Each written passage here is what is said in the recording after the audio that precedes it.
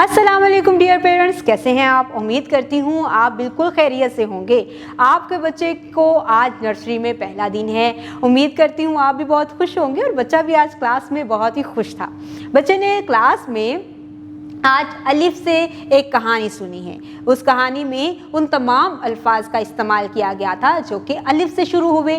फिर उन अल्फाज से तस्वीरों को भी देखा कि वो तस्वीरें कैसी हैं। टीचर ने क्लास में मुकम्मल एक इन्वायरमेंट क्रिएट किया जिसमें बच्चे को तस्वीरों से मुतारफ़ करवाते हुए उसने हिज्जों की पहचान भी करवाई है और साथ ही साथ अलिफ की आवाज़ की पहचान, शक्ल, बनावट और लिखाई भी मुकम्मल करवाई है।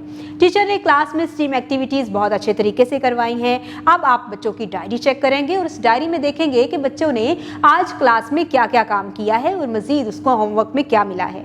उसको मुकम्मल करवाने के साथ साथ आप भी अलिफ से शुरू होने वाली, यानी आपके घर में जितनी भी अशिया हैं उनमें से कुछ अशिया ऐसी होंगी जिनके नाम अलिफ से शुरू होते हैं।